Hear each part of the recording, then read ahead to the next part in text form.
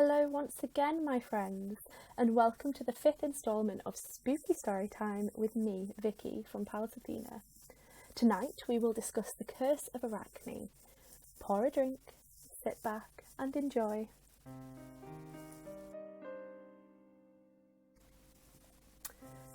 Again, this song was originally sent over as just a musical idea for the band, so guitar-based drums, and was waiting for some vocals to be put on top of it. At first I really didn't know what direction to take it with regards to concept or lyrics, and the more I listened to it, the more I felt the tragedy and lamentation within the music. This is when I started to look through folklore, mythology and other such stories to get some inspiration, and it was then that I came across the mythology of Arachne and her story.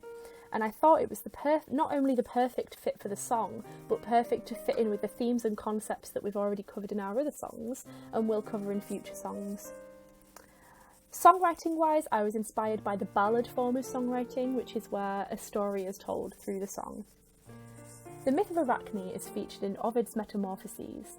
The Metamorphoses, translated as Book of Transformations, is considered to be the greatest work of the Roman poet Ovid. It comprises of 15 books and over 250 myths.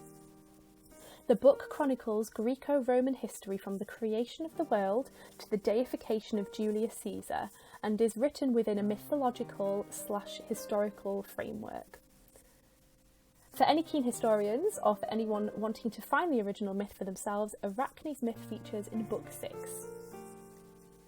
The way Metamorphoses is structured is that it all weaves into one, and although each part is titled, the beginning of Arachne's myth carries on from the last part of the poem because it all interlaces. So before the tale begins, we learn that Pallas Minerva is growing tired of giving praise to others. She says, "Let me be praised as well, and not allow my divine powers to be scored without inflicting punishment." Her thoughts turn to Arachne, a girl of humble birth who was not known for her place of birth or for her family, but for her talents. People would travel far and wide to witness not only Arachne's finished product, but the process of which she weaved, which was described as so much beauty added to art. It was clear that she was taught by Minerva, but she denied it and took offence at the idea of such a teacher. "Contend with me," Arachne said. "I will not disagree at all if I am beaten." Just a side note, in the song I reference Athena, who is referred to as Minerva in the Metamorphoses, possibly because Ovid was Roman and would be writing the myth from a Roman perspective, and Minerva is the Roman equivalent of the Greek Athena.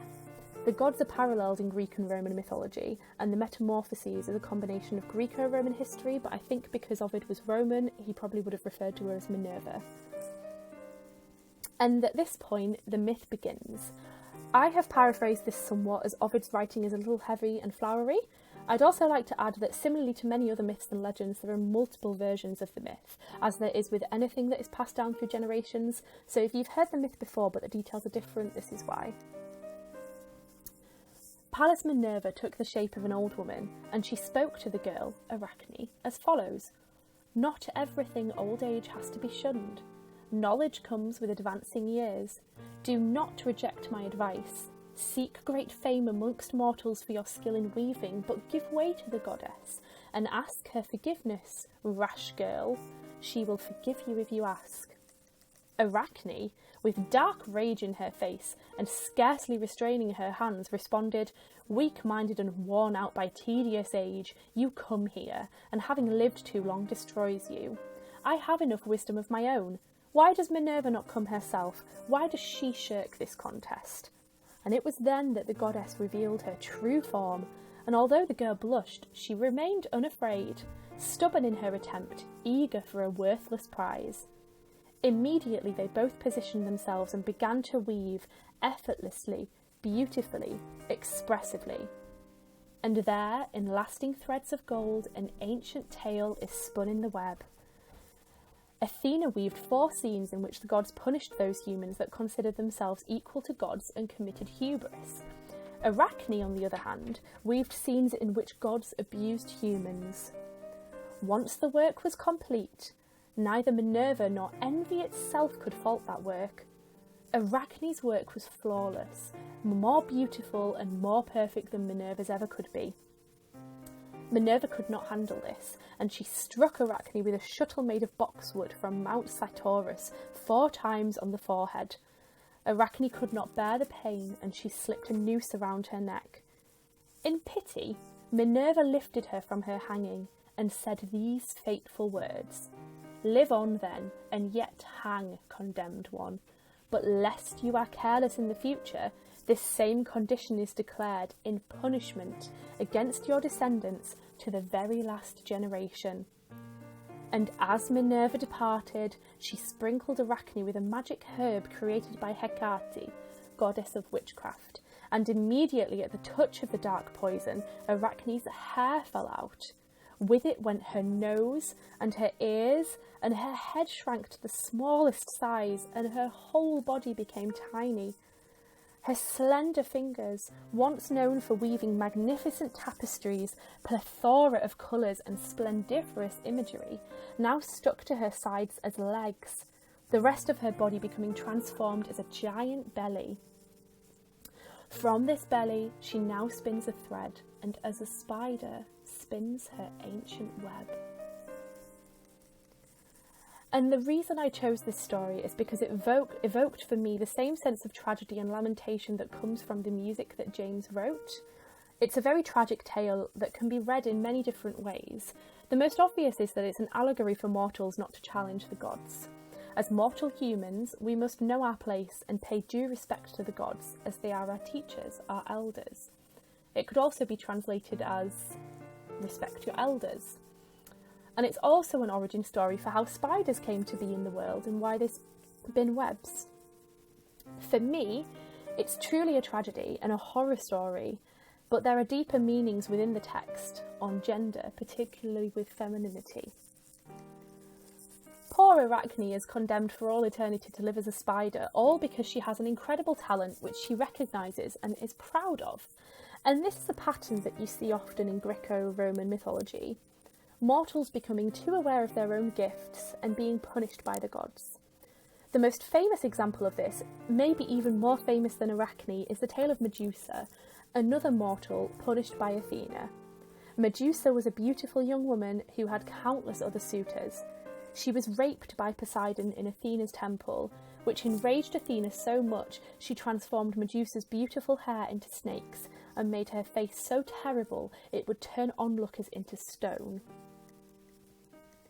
Scylla was a beautiful young nymph who was transformed into a deadly sea monster because the sea witch Circe was in love with the fisherman who loved Scylla, again transformed by one of the gods because of jealousy. Interestingly, if you read this myth, you'll see the obvious parallels between this and the Little Mermaid, but Scylla's tale is a lot more horrific, seeing as she wasn't just given legs to go and fall in love with a man and be silent, she was actually transformed into a sea monster. Lamia was a mortal woman who was transformed into a child-eating monster after the goddess Hera learned of her affair with the god Zeus and destroyed all her mortal children. Again, a beautiful young woman who Zeus fell in love with, but once her children were destroyed, her torment disfigured and transformed her into a beast who hunted and killed the children of others. All 3 examples of these being goddesses punishing mortal women for their beauty, similarly to how Arachne is punished by Athena for her talents.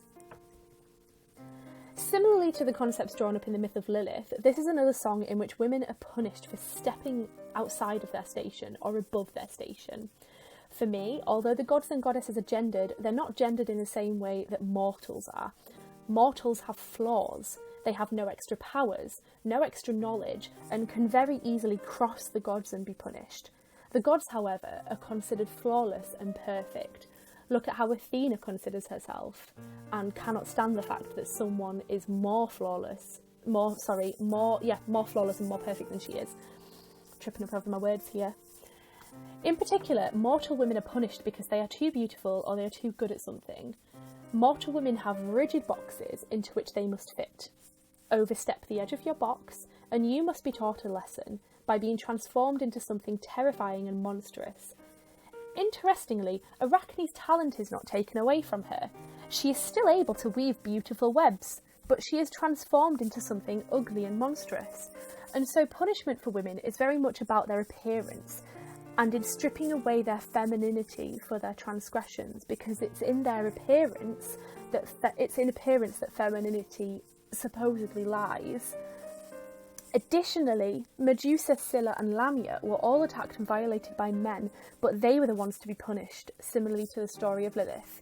Again, this is similar to the modern concept of victim blaming, and it's a timeless concept where it must always be the woman's fault that she's attacked. It could never be a man's fault that he transgresses and treats someone with violence. And so for me, this myth does much more than just provide an origin story for spiders or a parable for not crossing the gods.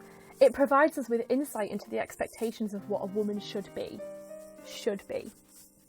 Femininity is a rigid, unmalleable structure, and in order to fit into this box, you must stay in it.